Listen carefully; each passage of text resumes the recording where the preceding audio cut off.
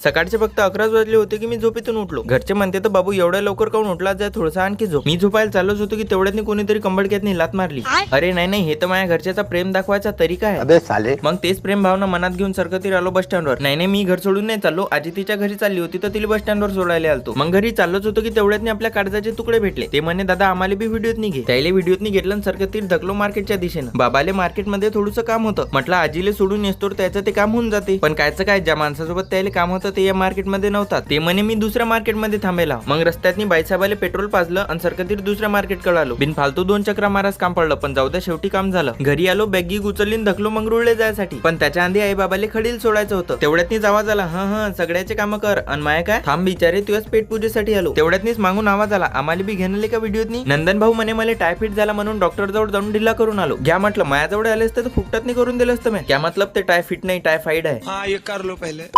ते जाऊ दे तिकडे, चुलीतनी उडी मारायली या नदीतनी. अरे मल्टी टॅलेंटेड काम आहे आपलं, शायरी ब्लॉगिंग सगळं एक साथ असते. आई बाबाले घरी सोडलं धकलो सरकतीर मंगरूळ पिरले जायसाठी. ओ बैल चोरून नेऊ का तुमचे? मंगरूळ पिरले चाललोच म्हटलं तर लगेच कटिंग बी करून घ्या. चला पटपट 5-5 रुपये फोन पे मारा.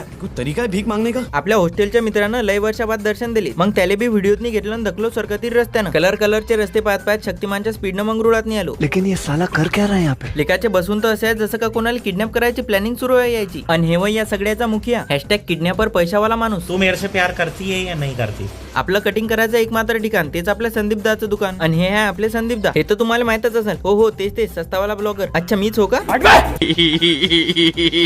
लगे हाथ मैं भी कटिंग करून घ्या म्हटलं. तो चलिए शुरू करते हैं. अबे साला ये तो शुरू होते ही खत्म हो गया. जाऊ द्या आता, तुम्ही फक्त एवढं सांगा की आपली कटिंग कशी दिसू राहिली. पुण्यातुले 2 नंबर लागली तर बोटू नको दाखवू, पटकन चालला जाय. अबे साले. पैशावाला माणूस म्हणे तुम्हाला फुकटात फुगे खाऊ घालतो. फक्त माझ्या घरी नका सांगू की तुमच्यासोबत खायला मी पण होतो. भाऊ 4 दिवस दवाखान्यात राहून आले आणि 5व्या दिवशी फुगे खाऊ राहिले. बाहेर निघलो नाही की हे दोघं भेटले. आता हे दोघं या गोष्टीवर भांडू राहिले की ज्यानं कोण फुगे खाल्ले असेल ते आम्हाला बी खाऊ घालत. धन्यवाद बस आमची जिरली. ते तुम्ही तिघं जाऊ पाहून घ्या म्हटलं काय आता. आपलं ते एरवी फोकट का चंदन घिसमेरा नंदन वाला काम आहे. याच्या भांडणात मला एका गोष्टीचा फायदा झाला. मला माझ्या काळजाच्या तुकड्याचे दर्शन झाले.